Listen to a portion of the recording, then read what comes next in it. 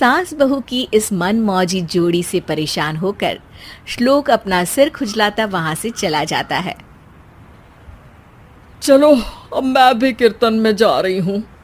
इस पर जैसे ही सास कमरे में अपना पर्स लेने जाती है तो वहां नाश्ते की प्लेट रखी देख मुस्कुराने लगती है और नाश्ता करके घर से बाहर निकलते हुए कुछ पैसे टेबल पर रख जाती है, जिसके कुछ देर बाद सिलेंडर वाला घर आता है। ओ मोरी मैया, मैं सिलेंडर के बारे में तो बिल्कुल भूल ही गई थी। घर खर्च के सारे पैसे भी मम्मी के पास है और श्लोक से बोला तो उल्टा 4 बात सुनाएंगे। प्राची ये सोच ही रही होती है कि अचानक उसका चेहरा चमक उठता है और वो घर में आकर इधर उधर देखने लगती है। तभी उसकी नज़र टेबल पर रखे पैसों पर पड़ती है, जिन्हें वो सिलेंडर वाले को दे देती है। ये सब श्लोक देख लेता है। अच्छा बेटे, इतना बड़ा घोटाला, सबके सामने मैं तेरी दुश्मन और पीठ पीछे तेरी मेरी यारी।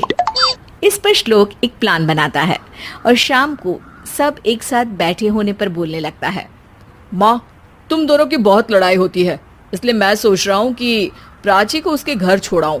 इससे वो भी खुश रहेगी और तुम भी। अचानक श्लोक की ये बात सुनकर सास बहू शौक से उसकी तरफ देखती हैं। अरे ऐसे कैसे घर छोड़ाओगे? मुझे कहीं नहीं जाना। अरे तुमने बोला नहीं पर मैंने सुन लिया। तुम्हें मम्मी के साथ रहना अच्छा नहीं लगता, मुझे पता है।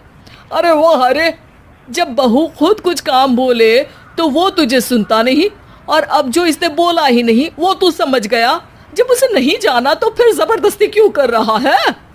अच्छा, फिर आपको मौसी के घर छोड़ाता हूँ।